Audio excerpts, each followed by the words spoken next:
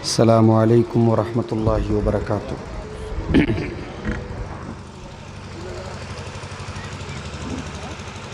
الحمد للہ نحمده ونستعینه ونستغفره ونعوذ باللہ من شرور انفسنا ومن سیئات اعمالنا، من يهده الله فلا مضل له ومن يضلل فلا هادي له، وأشهد أن لا إله إلا الله وحده لا شريك له، وأشهد أن محمدا عبده ورسوله۔ يا أيها الذين آمنوا اتقوا الله حق تقاته ولا تموتن إلا وأنتم مسلمون۔ يا أيها الناس اتقوا ربكم الذي خلقكم من نفس واحدة وخلق منها زوجها وبث منهما رجالا كثيرا ونساء، واتقوا الله الذي تساءلون به والأرحام إن الله كان عليكم رقيبا۔ يا أيها الذين آمنوا اتقوا الله وقولوا قولا سديدا يصلح لكم أعمالكم ويغفر لكم ذنوبكم، ومن يطع الله ورسوله فقد فاز فوزا عظيما۔ أما بعد فإن خير الحديث كتاب الله، وخير الهدي هدي محمد صلى الله عليه وسلم، وشر الأمور محدثاتها وكل محدثة بدعة وكل بدعة ضلالة وكل ضلالة في النار۔ أعوذ بالله من الشيطان الرجيم، بسم الله الرحمن الرحيم۔ قل إن كنتم تحبون الله فاتبعوني يحببكم الله ويغفر لكم ذنوبكم والله غفور رحيم۔ صدر محترم، علماء کرام، محترم بزرگوں، نوجوان ساتھیوں، ماؤں اور بہنوں، پیارے بچوں، جیسا کہ ابھی آپ نے شیخ عبد المنان مفتاحی حفظہ اللہ سے سنا کہ آج کا یہ پروگرام بہت پہلے طے بھی ہوا تھا، لیکن بہت زیادہ بارش ہو جانے کی وجہ سے یہ پروگرام دوسرے مقام پر منتقل ہوا، اور پھر اسی موقع پر آج کی یہ ڈیٹ، یہ تاریخ متعین ہوئی، اور الحمدللہ رات کے تقریباً 12:40 ہو رہے ہیں۔ اب تک آپ نے بہت سکون سے پروگرام کو سنا، اس کے باوجود کہ موسم میں ٹھنڈک بھی آ چکی ہے، اور ابھی ہم لوگ بنارس سے جب آئے تو جیسے جیسے رات بڑھ رہی ہے ہم یہ بھی دیکھ رہے ہیں کوہرا بھی بڑی تیزی سے بڑھ رہا ہے، لمبا سفر بھی ہمیں کرنا ہے۔ اور آپ جانتے ہیں ایک بہت بڑا حادثہ آلریڈی ہمارے ساتھ ہو چکا ہے۔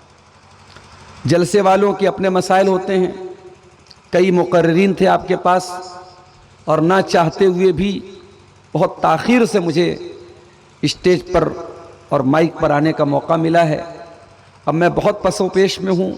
ہمارا ٹارگٹ یہ تھا کہ 1 بجے ہم یہاں سے نکل جائیں گے، اور 12:45 بجنے والے ہیں، اور لمبا سفر ہے، کوہرے میں گاڑی بھی دھیرے چلے گی، صبح کلاس کا بھی مسئلہ ہے۔ دعا کیجیے اللہ تعالیٰ ہمارے سفر کو آسان کرے اور سلامتی کے ساتھ ہمیں اپنی منزل مقصود تک اللہ تعالیٰ پہنچنے کی توفیق عطا فرمائے۔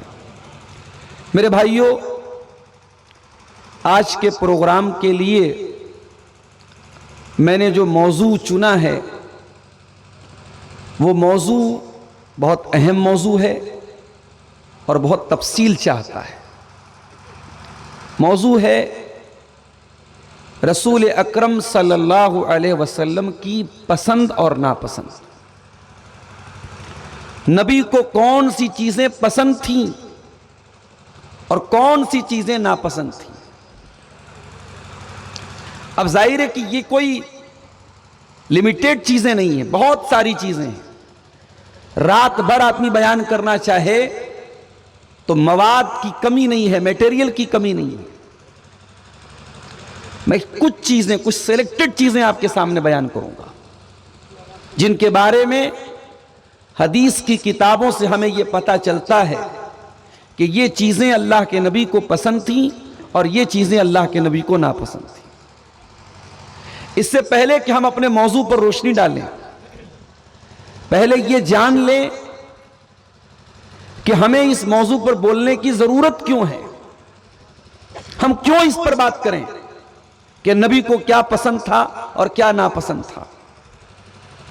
دنیا کا ایک دستور ہے، انسان جس سے محبت کرتا ہے اس کی پسند اور ناپسند کا خیال کرتا ہے۔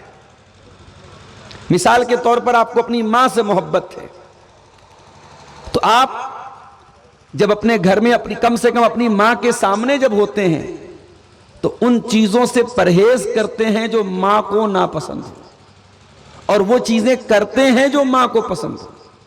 یہ نیچرل بات ہے، فطری بات ہے۔ سوال یہ پیدا ہوتا ہے ایک مسلمان ہونے کی حیثیت سے ہم اللہ کے نبی سے کتنی محبت کرتے ہیں؟ قرآن کریم ہم کو جواب دیتا ہے النبی اولا بالمؤمنین من انفسہم وازواجہ امہاتہم، کہ اللہ کے پیارے نبی ایمان والوں کو ان کی جان سے بھی زیادہ پیارے ہیں۔ ایمان والے اپنے نبی سے اپنی جان سے زیادہ پیار کرتے ہیں۔ اللہ کے نبی کی ذات ہمیں اپنی جان سے زیادہ پیاری ہونی چاہیے، یہ ہمارے ایمان کا ایک حصہ ہے۔ اور جب آپ نبی سے محبت کرتے ہیں تو اللہ کے نبی نے ایک اور کنڈیشن لگائی، فرمایا لا یؤمن احدکم حتی یکون ہواہ تبعا لما جئت بہ، کوئی انسان اس وقت تک مومن نہیں ہو سکتا، ایمان والا نہیں ہو سکتا جب تک اپنی خواہشات کو، اپنی اچھاؤں کو، اپنے دل کی خواہشات کو جب تک اللہ کے پیارے نبی کی شریعت کے تابع نہ کر دے۔ اگر آپ نبی سے محبت کرتے ہیں تو منمانی کرنا، جو دل میں آئے وہ کرنا، یہ اس محبت کا تقاضا نہیں ہے۔ نبی سے محبت کا تقاضا یہ ہے کہ آپ وہ کام کریں جو نبی کو پسند تھا، آپ وہ کام کریں جو اللہ کو پسند تھا۔ دنیا میں میرے بھائیوں بہت ساری شخصیات آئی ہیں، دنیا والے بہت سارے لوگوں سے محبت کرتے ہیں، مگر ہمیں فخر ہے کہ ہم جس نبی سے محبت کرتے ہیں وہ نبی ہر اعتبار سے آئیڈیل اور نمونہ ہے۔ اس نبی کی زندگی کا ہر پہلو ہمارے لیے عبرت اور نمونہ ہے۔ وہ نبی اگر میدان جنگ میں ہمارے لیے نمونہ ہے، وہ نبی واعظ و نصیحت میں ہمارے لیے نمونہ ہے، وہ نبی میدان سیاست میں ہمارے لیے نمونہ ہے، تو وہ نبی اپنی گھریلو زندگی میں، اپنی شادی شدہ زندگی میں ایک شوہر کی حیثیت سے، ایک باپ کی حیثیت سے، ایک بھائی کی حیثیت سے، ایک پریوار کی حیثیت سے بھی وہ نبی ہمارے لیے نمونہ ہیں۔ اور اسی لیے اللہ تعالیٰ سورۃ الاحزاب میں کہتا ہے لَقَدْ كَانَ لَكُمْ فِي رَسُولِ اللَّهِ أُسْوَةٌ حَسَنَةٌ لِمَنْ كَانَ يَرْجُو اللَّهَ وَالْيَوْمَ الْآخِرَ، اے مسلمانوں اللہ کے پیارے نبی کی زندگی میں تمہارے لیے بہترین نمونہ ہے۔ تم اگر اللہ کے اوپر ایمان رکھتے ہو، قیامت کے دن کے اوپر ایمان رکھتے ہو، اللہ کو مانتے ہو اور قیامت کے دن کو مانتے ہو، تو تمہارے لیے رسول کی زندگی نمونہ ہے۔ نبی اکرم ہمارے لیے نمونہ ہے میرے بھائی۔ اب آئیے ذرا ہم نبی کی سیرت کی اور نبی کی زندگی کی کچھ جھلکیاں دیکھیں کہ اللہ کے نبی کو کون سی چیزیں پسند تھیں اور کون سی چیزیں ناپسند تھیں۔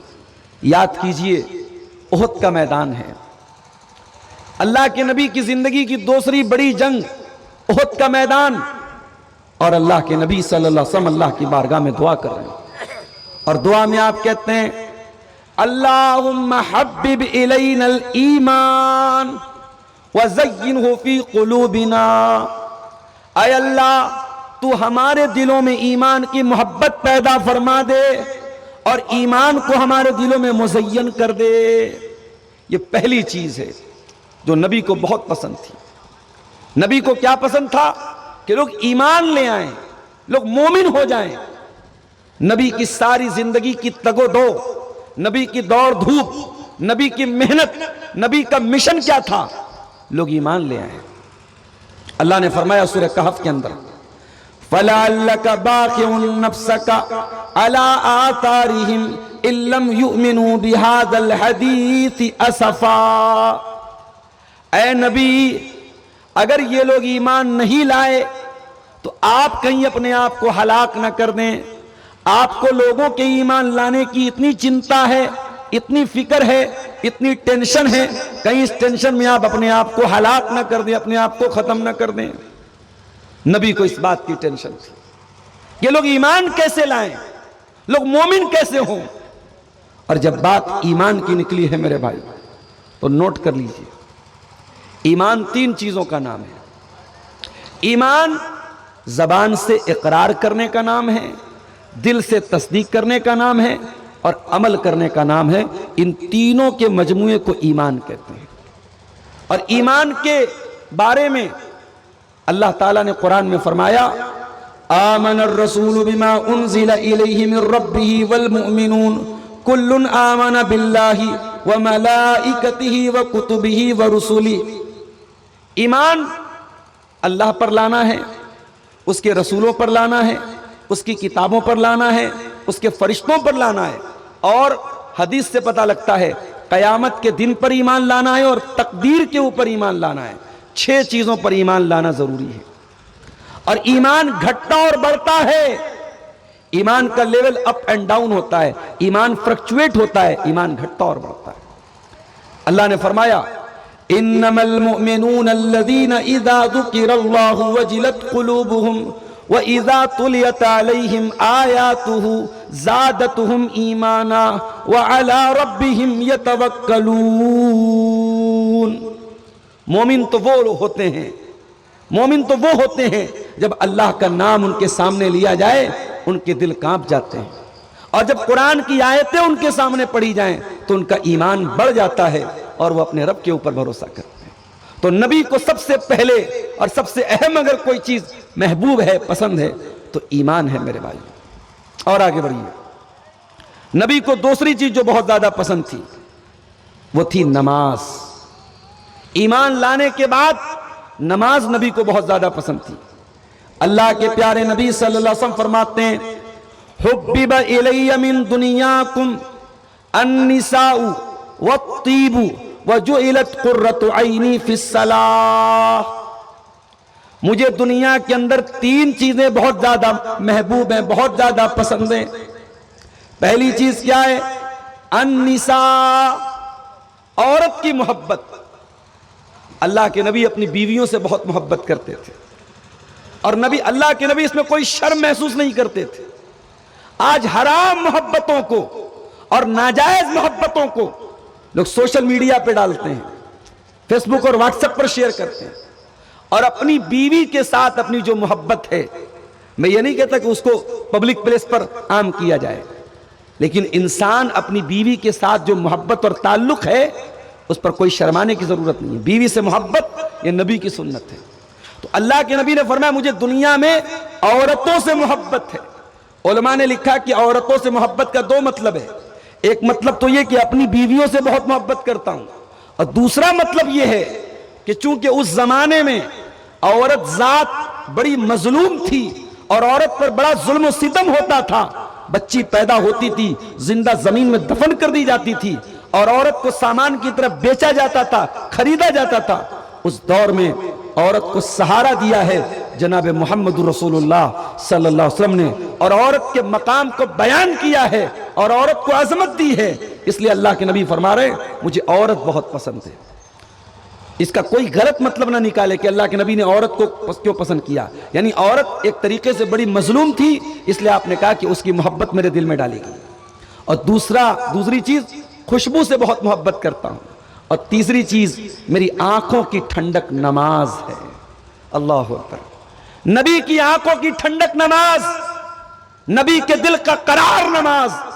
نبی اپنی زندگی کے آخری لمحات میں اپنی امت کو وصیت کر کے جاتے ہیں، الصلاۃ الصلاۃ وما ملکت ایمانکم، اے میری امت کے لوگوں نماز کا خیال کرنا، نماز کی پابندی کرنا، اور اپنے غلاموں کے ساتھ، اپنے لونڈیوں کے ساتھ، اپنے ماتحتوں کے ساتھ اچھا سلوک کرنا۔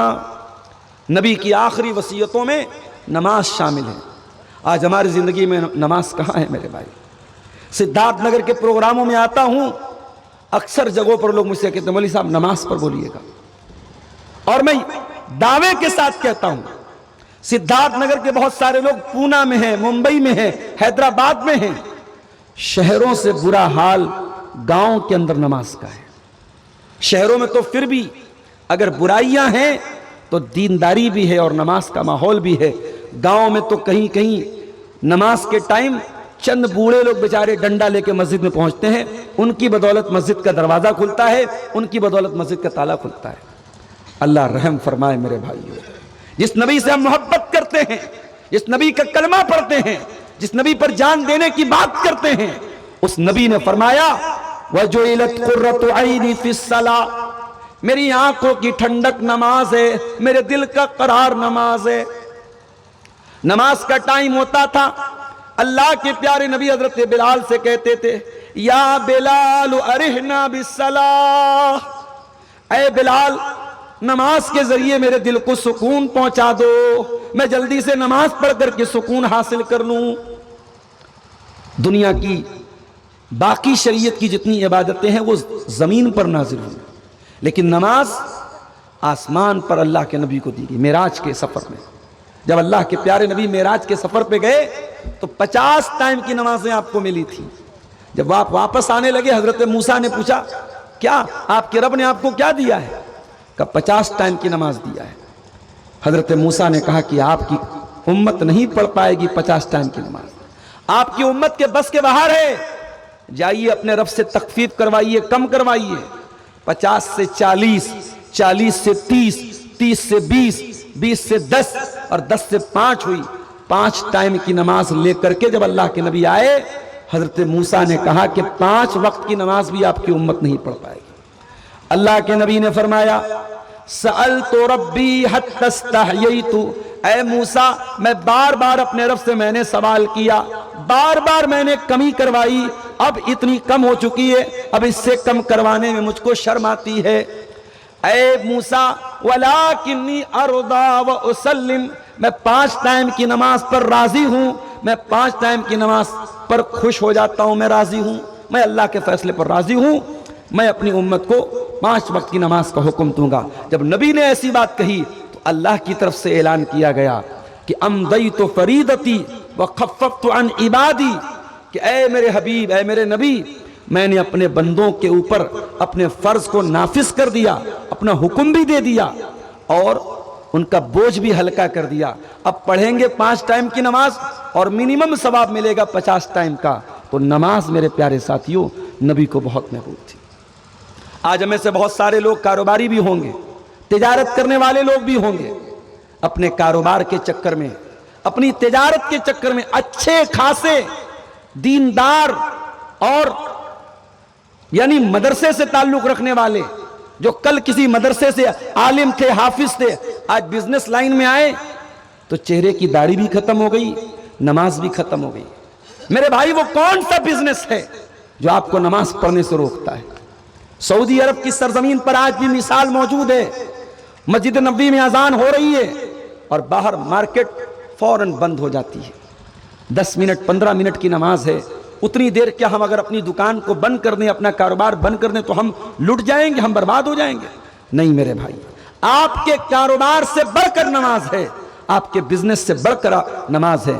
اسی لیے اللہ قرآن میں کہتا ہے رجال لا تلہیہم تجارت ولا بیع عن ذکر اللہ واقام الصلاۃ وایتاء الزکاۃ، اللہ کے نیک بندے وہ ہوتے ہیں، وہ کاروبار بھی کرتے ہیں، وہ لین دین بھی کرتے ہیں، لیکن ان کا کاروبار ان کو نماز سے غافل نہیں کرتا، ان کو اللہ کے ذکر سے غافل نہیں کرتا۔ یخافون یوما تتقلب فیہ القلوب والابصار، ان کے دل میں آخرت کا ڈر ہوتا ہے، ان کے دل میں قیامت کے دن کا ڈر ہوتا ہے۔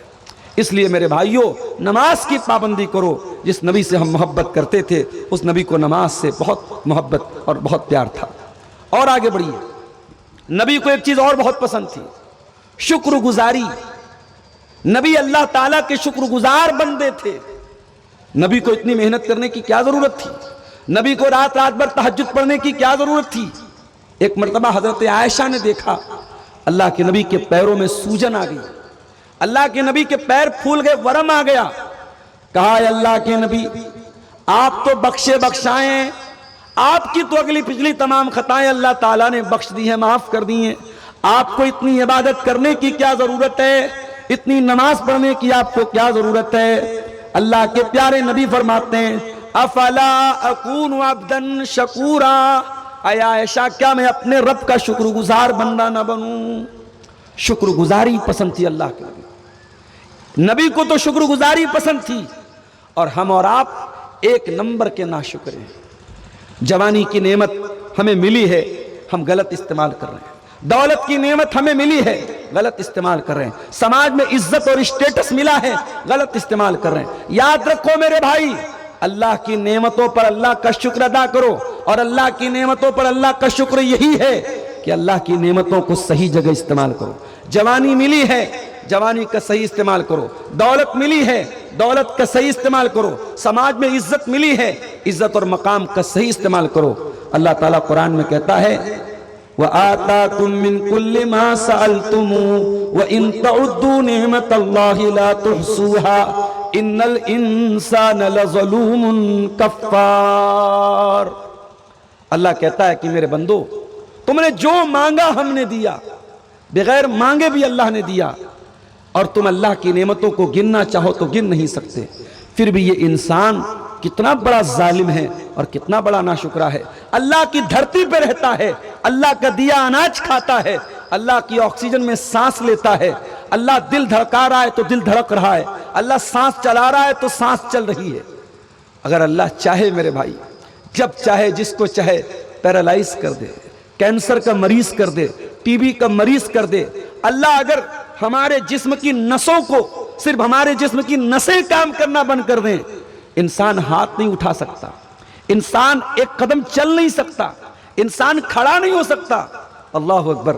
ہماری پوری باڈی کو، ہمارے پورے باڈی کے یہ جو سسٹم ہے نسوں کا، یہ پورے سسٹم کو چلانے والا اللہ ہے، اور ہم اسی اللہ کی ناشکری کرتے ہیں، اسی کو ناراض کرتے ہیں، اسی کو ناراض کرنے والے کام کرتے ہیں۔ میرے بھائی اپنے نبی سے سیکھو، ہمارے نبی اللہ کے شکر گزار بندے تھے۔ ہر مہینے آپ روزہ رکھتے تھے، ہر مہینے آپ کم سے کم 3 روزہ رکھتے تھے، تہجد کی نماز آپ پڑھتے تھے، اور نوافل کا کثرت سے اہتمام کرتے تھے۔ آپ کی زندگی عبادتوں سے بھری تھی، جبکہ آپ اللہ کے آخری نبی تھے، اللہ کے حبیب تھے۔ آپ نے امت کو سبق دیا، اللہ کے شکر گزار بندے بنو، جہاں تک ہو سکے اپنی زندگی کے لمحات کو، اپنی زندگی کے اوقات کو اللہ کی مرضی کے کاموں میں گزارو۔ اور آگے بڑھیے میرے بھائی، نبی کو ایک چیز اور پسند تھی، دنیا کی تکلیفیں سہ لوں لیکن آخرت کی نعمتیں مجھ کو مل جائیں، یہ چیز بھی نبی کو بہت پسند تھی۔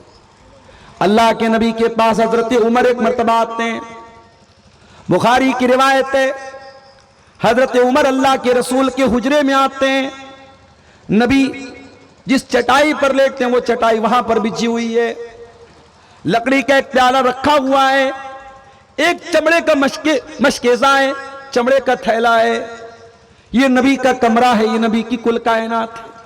کوئی فرنیچر نہیں ہے، کوئی دنیا کا عیش و آرام نہیں ہے، کوئی دنیا کی نعمت نہیں ہے۔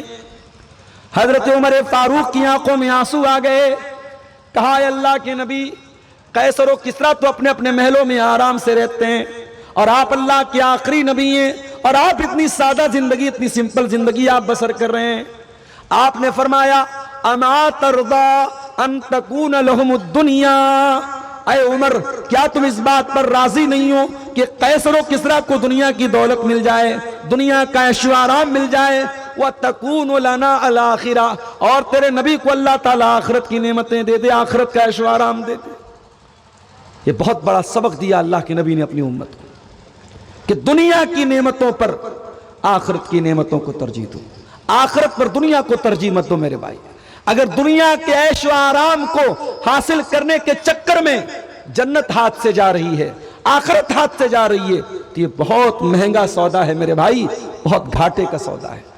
ہر جمعہ کی نماز میں آپ امام کے پیچھے جب نماز پڑھتے ہیں, جمعہ کی نماز میں امام سورہ اعلیٰ کی تلاوت کرتا ہے اور سورہ اعلیٰ میں بار بار یہ آیت ہمارے اور آپ کے کانوں سے ٹکراتی ہے, بل تؤثرون الحیات الدنیا والآخرۃ خیر وابقی.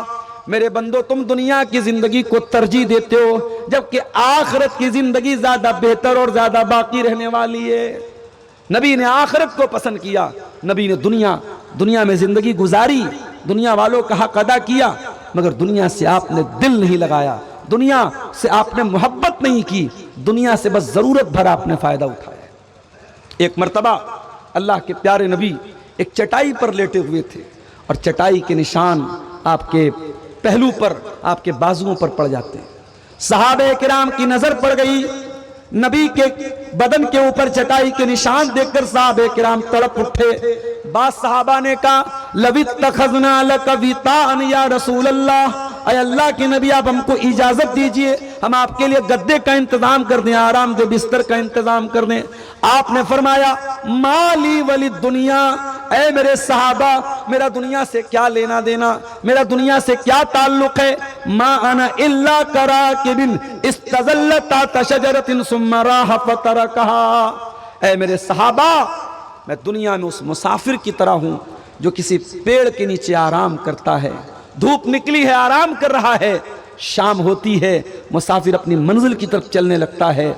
دنیا کی زندگی کی دھوپ میں تھوڑی دیر آرام کر رہا ہوں, جب میری موت کا وقت آئے گا میں اپنی اصل منزل کی طرف چلا جاؤں گا. یہ مثال دے کر کے اللہ کے پیارے نبی نے پوری امت کو سبق دیا کہ دنیا کو اپنا پرماننٹ, اپنی منزل مت سمجھو. دنیا ایک وقتی آرام گاہ ہے, دنیا سے فائدہ اٹھاؤ لیکن دنیا کو سب کچھ مت سمجھو. اس لیے ہمیں جو دعائیں سکھائیں اللہ کے پیارے نبی نے, وقت نہیں ہے, نبی کی دعاؤں میں آپ کو یہ لفظ ملے گا کہ اللہ کے نبی دنیا سے زیادہ آخرت کا سوال کرتے تھے. ایک دعا میں مثال کے طور پر آپ کو سنا دیتا ہوں. اللہ کے پیارے نبی کیا دعا کیا کرتے تھے, اللہم اصلح لی دینی الذی هو عصمت امری, اے اللہ تو میرے دین کے معاملے کو درست کر دے کیونکہ میرے تمام چیزوں کی بنیاد تو میرے دین پر ہے. وَأَصْلِحْ لِي دُنْيَايَ الَّتِي فِيهَا مَعَاشِي, اور اے اللہ تو میری دنیا کو ٹھیک کر دے کیونکہ زندگی دنیا میں گزارنا ہے. وَأَصْلِحْ لِي آخِرَتِي الَّتِي إِلَيْهَا مَعَادِي, اور میری آخرت کے معاملے کو بھی ٹھیک کر دے کیونکہ مرنے کے بعد لوٹ کر کے وہیں جانا ہے, آخرت کی طرف جانا ہے. آخرت سے محبت کرو میرے بھائی, آخرت کی نعمتوں کی سے محبت کرو اور اس کی تیاری کرو. پیارے نبی کی زندگی سے ہمیں یہ سبق ملتا ہے. نبی کو قرآن پڑھنا بہت پسند تھا, نبی کو قرآن سننا بہت پسند تھا. نبی قرآن پڑھتے بھی تھے اور نبی قرآن سنتے بھی تھے. بخاری کی روایت ہے, ایک مرتبہ عبداللہ بن مسعود رضی اللہ تعالیٰ عنہ آئے, اللہ کے نبی نے کہا کہ اے عبداللہ مجھے قرآن پڑھ کے سناؤ. حضرت عبداللہ بہت پیارا قرآن پڑھتے تھے, بہت پیارا قرآن پڑھتے تھے. اچھا, حضرت عبداللہ بن مسعود بہت دبلے پتلے تھے, باڈی کے حساب سے بہت دبلے پتلے تھے, لیکن اللہ نے قرآن پڑھنے کا کیا ملکہ ان کو دیا تھا, قرآن بہت پیارا پڑھتے تھے. آج بھی بعض جو قرہ ہوتے ہیں, خاص طور سے افریقن جو قرہ ہوتے ہیں, آپ افریقہ کے کسی قاری کی تلاوت آپ یوٹیوب پہ جا کے سنیے, شکل و صورت کے اعتبار سے وہ کالے ہیں, حبشی ہیں, افریقہ کے ہیں, سوڈان کے ہیں, مگر جب قرآن پڑھتے ہیں ایسا لگتا ہے اللہ اکبر, ایسا معلوم ہوتا ہے کہ قرآن اتر رہا ہے اور ہمارے دلوں میں قرآن راسخ ہو رہا ہے. میرے عزیزوں, عبداللہ بن مسعود بہت دبلے پتلے تھے مگر قرآن بہت اچھا پڑھتے تھے. اللہ کے نبی نے فرمایا عبداللہ قرآن پڑھ کے سناؤ. انہوں نے کہا اللہ کے نبی میں آپ کو قرآن کیسے پڑھ کے سناؤں, قرآن تو آپ ہی کے اوپر اترا ہے. آپ نے فرمایا عبداللہ میں دوسرے کے منہ سے سننا چاہتا ہوں. عبداللہ بن مسعود کہتے ہیں فقرأت علیہ سورۃ النساء, میں سورہ نساء کی تلاوت کرنے لگا، اللہ کے پیارے نبی سن رہے ہیں اور میں تلاوت کر رہا ہوں۔ تلاوت کرتے کرتے میں اس آیت پر پہنچا، فَكَيْفَ إِذَا جِئْنَا مِنْ كُلِّ أُمَّةٍ بِشَهِيدٍ وَجِئْنَا بِكَ عَلَىٰ هَٰؤُلَاءِ شَهِيدًا۔ اے میرے نبی، آپ کا کیا حال ہوگا جب ہم ہر امت میں سے گواہ لائیں گے اور آپ کو آپ کی امت کے اوپر گواہ بنائیں گے۔ عبداللہ بن مسعود کہتے جب میں اس آیت پر پہنچا ہوں، اللہ کے رسول نے کہا کہ اے عبداللہ بس کرو، حسبک الآن، بس کرو۔ جب میں نے نظریں اٹھا کے دیکھا، فَإِذَا عَيْنَاهُ تَذْرِفَانِ، اللہ کے پیارے نبی رو رہے تھے، اللہ کے نبی کی دونوں آنکھوں سے آنسو بہ رہے تھے۔ ذمہ داری کا وہ احساس، جب قیامت کے دن اللہ تعالیٰ آپ کے کندھے پر یہ ذمہ داری ڈالے گا اور آپ کو اپنی ساری امت کے بارے میں گواہی دینا پڑے گا، اس ذمہ داری کے بارے میں سوچ کر اللہ کے پیارے نبی کی آنکھوں سے آنسو آ گئے۔ میرے عزیزوں، معلوم یہ ہوا اللہ کے نبی کو قرآن سننا بہت پسند تھا۔ آج اپنے نوجوانوں سے کہنا چاہتا ہوں، ذرا آؤ اپنے یوٹیوب کی ہسٹری ذرا کھول کر کے مجھ کو دکھا دو کہ تم نے اس ہسٹری میں کیا سنا ہے۔ آج واللہ ہمارے نوجوانوں کے یوٹیوب کی ہسٹری میں آپ کو فلمیں ملیں گی، گانے ملیں گے، فحش اور بیہودہ چیزیں ملیں گی۔ ان کے فیس بک کی ریلز دیکھ لو، ان کے انسٹاگرام کی ریلز دیکھ لو، ان کے یوٹیوب کے شارٹس دیکھ لو، وہ گانے سن رہے ہیں، وہ میوزک سن رہے ہیں، قرآن سے دور ہیں۔ میرے نوجوانوں، جس نبی سے آپ محبت کرتے ہیں، جس نبی کا کلمہ پڑھتے ہیں، اس نبی کو قرآن پڑھنا اور قرآن سننا بہت پسند تھا۔ نبی کو اللہ کی راہ میں جہاد کرنا بھی بہت پسند تھا۔ ہم جب سیرت کی کتابیں پڑھتے ہیں، ہمارے علماء جانتے ہیں نبی کی زندگی میں ایک ہوتا تھا غزوہ۔ غزوہ کس کو بولتے تھے؟ جس میں نبی خود جاتے تھے۔ اور ایک ہوتا تھا سریہ۔ سریہ کس کو بولتے تھے؟ جس میں اللہ کے نبی خود نہیں جاتے تھے، صحابہ کو بھیجتے تھے۔ لیکن اللہ کے نبی کہتے ہیں کہ اگر مجھے اس بات کا ڈر نہ ہوتا کہ میری امت کے لیے پریشانی کھڑی ہو جائے گی اور میری امت کے بہت سارے لوگ مجھ سے دور ہونا پسند نہیں کریں گے، تو میں ہر سریہ میں خود بھی جاتا۔ ما تخلفت عن سریۃ، اور میں کسی سریہ اور کسی جنگ سے پیچھے نہ رہتا، میں ہر جنگ میں جاتا۔ اور اللہ کے نبی تو یہاں تک کہتے ہیں لَوَدِدْتُ أَنْ أُقَاتِلَ فِي سَبِيلِ اللَّهِ، أَنْ أُقَاتِلَ فِي سَبِيلِ اللَّهِ، میری تمنا ہے، میری آرزو ہے، میں اللہ کی راہ میں جنگ کرتے ہوئے اللہ کی راہ میں شہید ہو جاؤں، پھر مجھے زندہ کیا جائے، پھر شہید ہو جاؤں، پھر مجھے زندہ کیا جائے، پھر شہید ہو جاؤں۔ شہادت کی تمنا، اللہ کی راہ میں جان دینے کی تمنا، یہ نبی کے دل میں تھی، نبی کے جگر میں تھی۔ اور اسی لیے علماء کہتے ہیں جب نبی کا انتقال ہوا، اللہ کے نبی نے اپنے آخری ٹائم میں کہا کہ میں اس زہر کی شدت کو محسوس کر رہا ہوں جو میں نے خیبر میں کھایا تھا۔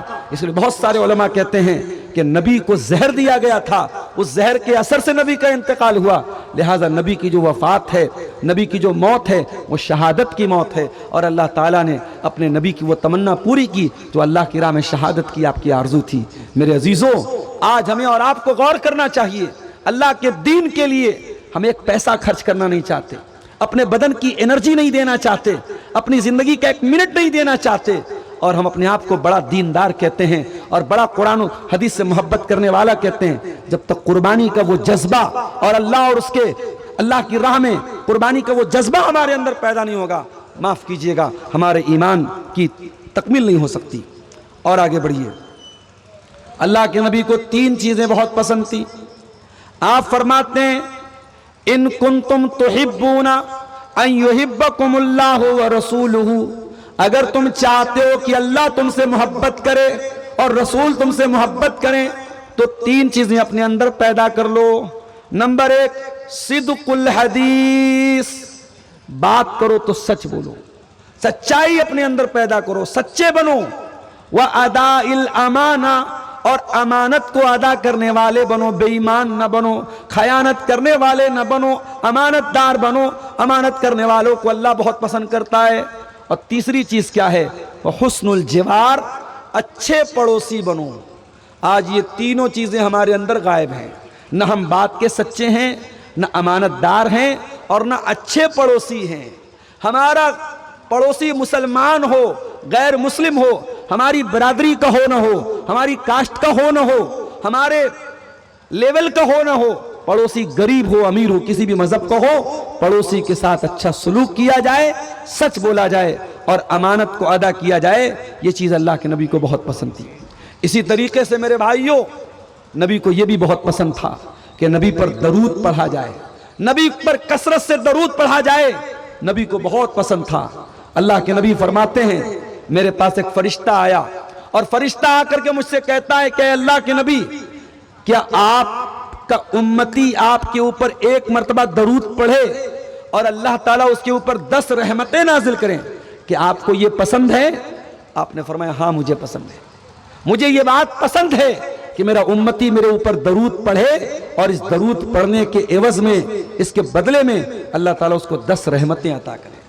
آج ہمارے وہ بھائی ہیں جو درود کے نام پر نقلی اور بناوٹی درود بنا کر کے ہر اذان کے پہلے درود پڑھ رہے ہیں اور صبح فجر کے بعد لمبا لمبا درود پڑھ رہے ہیں، میڈ ان انڈیا درود پڑھ رہے ہیں، اور دوسری طرف ہم اور آپ ہیں جو درود کے معاملے میں بڑے کنجوس ہیں اور ہماری زندگی سے دھیرے دھیرے درود نکل رہا ہے۔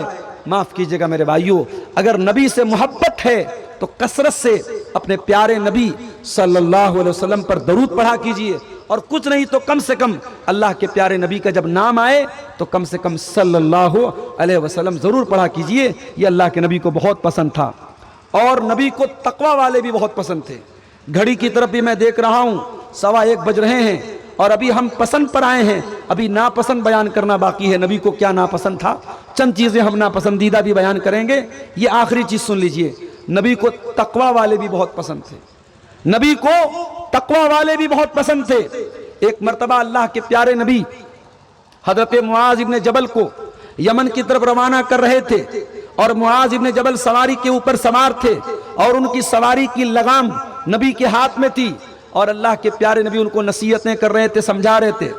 سمجھاتے سمجھاتے آپ نے کہا یا معاذ لعلک لا تلقانی بعد عامی ھذا، اے معاذ ہو سکتا ہے کہ آئندہ سال جب تم مدینہ میں آؤ تو تمہاری ملاقات تمہارے نبی سے نہ ہو پائے، ہو سکتا ہے میں اللہ کو پیارا ہو جاؤں، میں اللہ کے پاس چلا جاؤں۔ اے معاذ ہو سکتا ہے کہ آئندہ سال جب تم مدینہ میں آؤ تو تمہارا گزر تمہارے نبی کی قبر کے پاس سے ہو۔ اتنا سننا تھا کہ معاذ ابن جبل کی آنکھوں سے آنسو آنے لگے، معاذ ابن جبل رونے لگے، اپنے نبی کی جدائی کا احساس کر کے، اپنے نبی کی دوری کا احساس کر کے معاذ ابن جبل رونے لگے۔ پھر آپ نے مدینہ کی طرف نظر ڈالی اور آپ نے کہا اے معاذ گھبرانے کی ضرورت نہیں ہے، ان اول الناس بی المتقون من کانوا حیث کانوا، اے معاذ ابن جبل سب سے زیادہ مجھ سے تعلق رکھنے والے اور سب سے قریب رہنے والے دنیا میں بھی اور آخرت میں بھی کون لوگ رہیں گے؟ جو متقی ہوں گے، جو اللہ سے ڈرنے والے ہوں گے، جس کے دل میں جتنا تقوی ہوگا قیامت کے دن وہ نبی سے اتنا زیادہ قریب رہے گا۔ پتہ یہ چلا نبی کو تقوی والے بہت پسند ہیں، نبی کو متقی بہت پسند ہیں۔ اللہ ہم سب کو بھی متقی بنا دے۔ میرے عزیزوں، اب آئیے تقریر کے دوسرے پوائنٹ کی طرف ہم بڑھتے ہیں۔ نبی کو کون سی چیزیں ناپسند تھیں؟ نبی کو بد اخلاقی بہت ناپسند تھی۔ نبی کو بد اخلاق لوگ، بدتمیز لوگ، جن کی زبان، جن کا اخلاق اور جن کا طور طریقہ بدتمیزی اور بد اخلاقی والا ہو، وہ نبی کو بہت ناپسند تھا۔ اللہ کے پیارے نبی فرماتے ہیں ان ابغضکم الی وابعدکم منی مجلسا یوم القیامت اسوؤکم اخلاقا، سب سے زیادہ میرے نزدیک اگر کوئی برا ہے اور قیامت کے دن سب سے دور رہنے والا اگر کوئی مجھ سے ہے تو وہ انسان ہے جس کے اخلاق برے ہوں۔ اہل حدیثوں، یہ پیغام آج کے اسٹیج سے دے رہا ہوں، تمہاری نماز نبی والی ہے، تمہارا روزہ نبی والا ہے، تمہاری عبادتیں نبی والی ہیں، تمہارا عقیدہ نبی والا ہے، بس ایک چیز میں تھوڑی محنت کرنے کی ضرورت ہے، اپنے اخلاق کو بھی نبی والا بنا لو، اپنے اخلاق کو بھی نبی والا بنا لو۔ دنیا تمہارے اخلاق کو پہلے دیکھے گی، عقیدے پر بات میں کرے گی، نماز کا طریقہ بعد میں دیکھے گی۔ کہتے ہیں first impression is the last impression. آپ جب کسی سے ملتے ہیں آپ کی نماز کا طریقہ لوگ بعد میں دیکھتے ہیں، آپ کا عقیدہ لوگ بعد میں پوچھتے ہیں، آپ کا بیہیویئر کیسا ہے، آپ کا ویوہار کیسا ہے، آپ کا سلوک کیسا ہے، دنیا پہلے اس کو دیکھتی ہے۔ میرے عزیزوں، تمہارے نبی کا فرمان ہے بد اخلاق لوگ نبی سے دور رہیں گے۔ کیا ہم گوارا کریں گے کہ قیامت کے دن اپنے نبی سے ہم دور رہیں؟ نہیں، ہم تو نبی کے ساتھ رہنا چاہیں گے۔ اگر نبی کے ساتھ رہنا چاہتے ہو تو نبی فرماتے ہیں کہ تم میں سب سے بہترین وہ لوگ ہیں احاسنکم اخلاقا، جن کے اخلاق بہتر ہوں، اور سب سے دور وہ لوگ رہیں گے جن کے اخلاق سب سے برے ہوں۔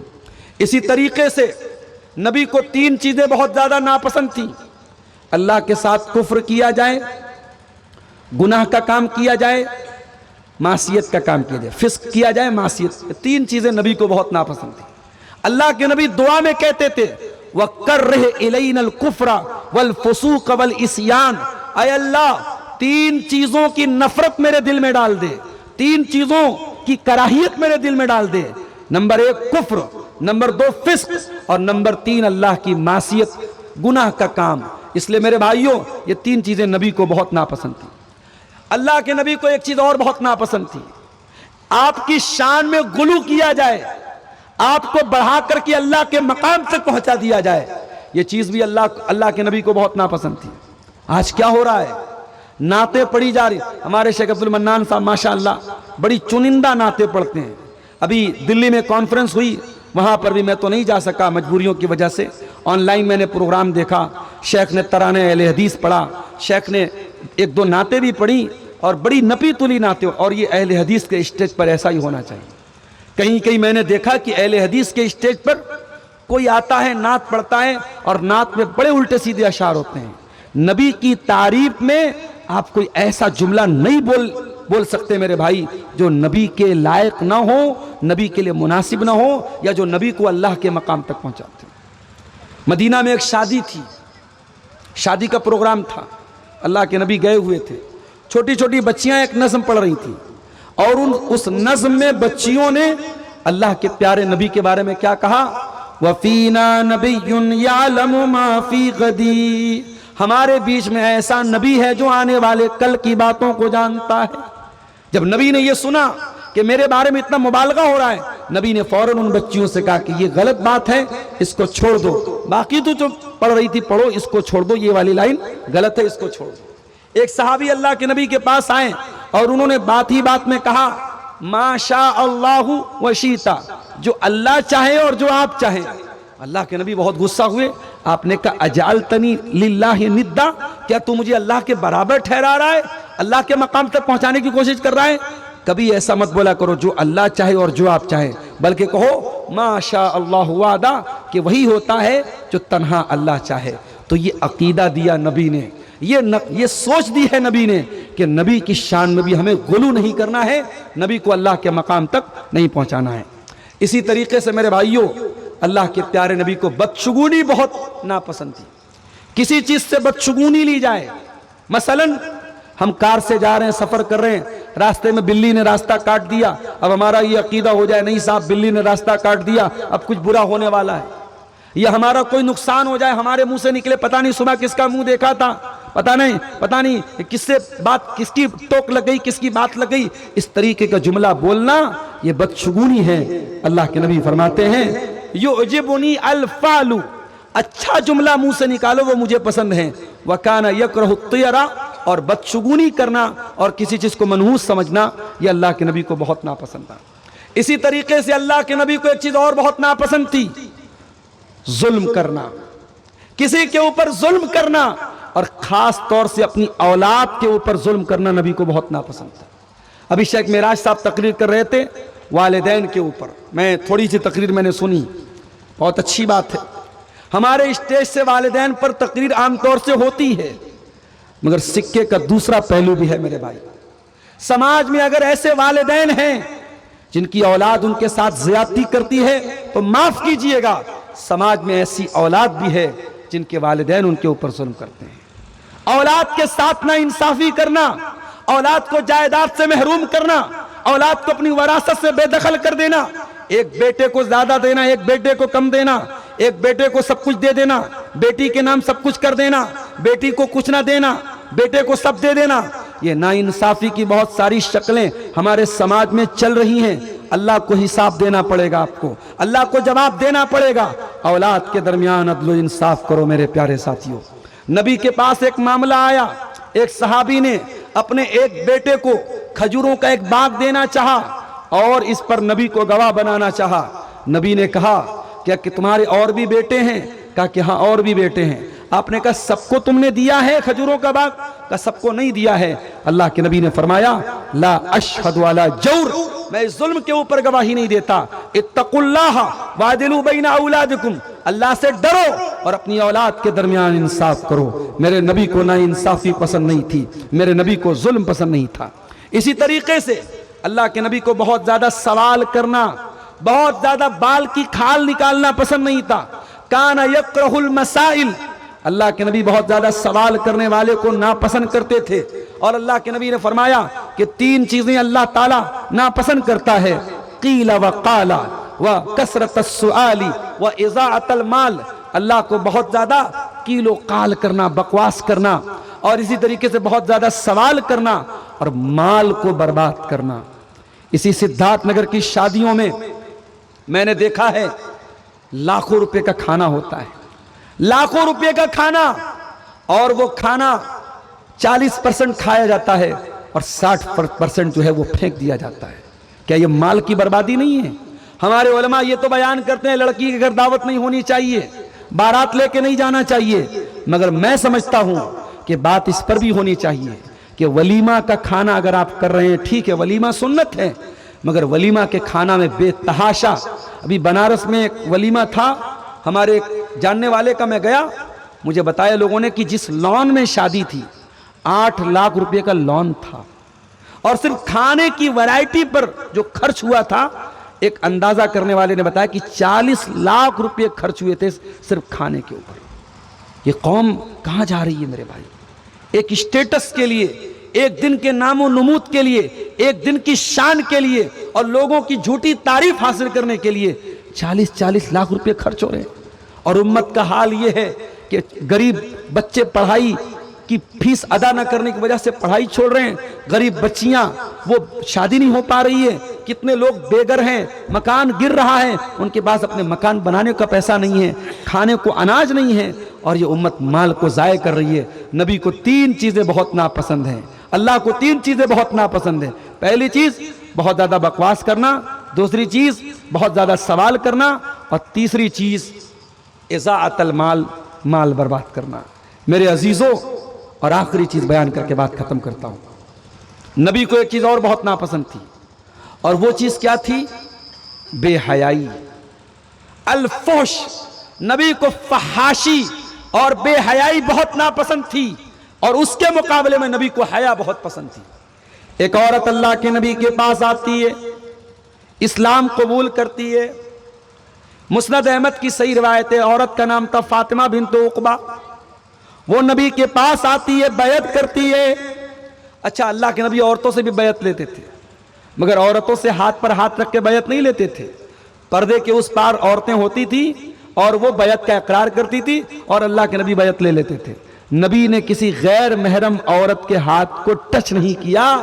آج تو صاحب بڑے بڑے پیر صاحب اور بڑے بڑے بابا لوگ گھر میں آ رہے ہیں اور گھر کی عورتیں جو ہیں ان کے ہاتھ پیر دبا رہی ہیں، اللہ رحم فرمائے۔ نبی کی تعلیم یہ دیکھو، عورت آئی ہے، بیعت کر رہی ہے، بیعت کر رہی ہے، ہم شرک نہیں کریں گے، ہم چوری نہیں کریں گے، ولا یزنین، اور ہم زنا نہیں کریں گے۔ جب زنا کا نام آیا، اس عورت نے مارے شرم کے اپنا ہاتھ اپنے سر پر رکھ لیا۔ یعنی اس عورت کے لیے تصور کے باہر کی بات تھی کہ زنا کروں گی میں، ایک عزت دار عورت، ایک اچھے گھرانے کی عورت میں زنا کروں گی؟ زنا کا نام سن کر مارے شرم کے اس عورت نے اپنا ہاتھ اپنے سر پر رکھ لیا۔ حدیث کے الفاظ مسند احمد کی صحیح روایت ہے، اما عائشہ کہتی ہے کہ نبی کو اس عورت کی شرم و حیا بہت پسند آئی، نبی کو شرم و حیا بہت پسند تھی، اور نبی کو بے حیائی بہت ناپسند تھی۔ آج افسوس کی بات، اس امت کے نوجوانوں کے اندر، اس امت کے مردوں کے اندر، اس امت کی عورتوں کے اندر، بلکہ اس امت کے بچوں کے اندر سے اگر کسی چیز کو چھینا جا رہا ہے تو وہ حیا ہے، اور کسی چیز کو پروموٹ کیا جا رہا ہے تو وہ بے حیائی اور بے شرمی ہے۔ میرے بھائیوں، اپنی زبان کو بے حیائی سے بچاؤ، اپنے اعضاء و جوارح کو بے حیائی سے بچاؤ۔ تمہارے نبی کو بے حیائی بہت زیادہ ناپسند تھی۔ نبی کی پسند اور نبی کی ناپسند پر یہ چند باتیں میں نے آپ کے سامنے رکھی ہیں۔ موضوع بہت طویل ہے، بہت ساری شقیں ہو سکتی ہیں، مگر ہمیں بہت لمبا سفر طے کرنا ہے، اس کی رعایت بھی ضروری ہے۔ گھڑی میں تقریباً 1:30 بج رہے ہیں اور آپ حضرات بھی عشاء کی نماز کے بعد سے مسلسل سن رہے ہیں. اب آپ کے صبر کا مزید امتحان لینا مناسب نہیں ہے. ہم اللہ سے دعا کرتے ہیں اللہ تعالی ہمیں اپنے نبی صلی اللہ علیہ وسلم کی پسندیدہ چیزوں پر عمل کرنے کی توفیق عطا فرمائے، اور نبی کو جو چیزیں ناپسند تھیں ان چیزوں سے ہم سب کو بچنے کی توفیق عطا فرمائے. رب العالمین ہمارے جو احباب بھائی بہنیں سفر کر کے اور ٹھنڈی کے اس موسم میں آئے ہیں اس پروگرام میں، اللہ تعالیٰ ان کے آنے جانے کو قبول فرمائے. رب العالمین ہم سب کو ہر قسم کی بلاؤں سے اور شرور سے اللہ تعالیٰ محفوظ رکھے. اللہ ہمیں ایمان پر قائم رکھے اور ایمان پر ہم سب کا خاتمہ نصیب فرمائے. آمین. وآخر دعوانا الحمدللہ رب العالمین، والسلام علیکم ورحمۃ اللہ وبرکاتہ. جزاکم اللہ احسن الجزاء.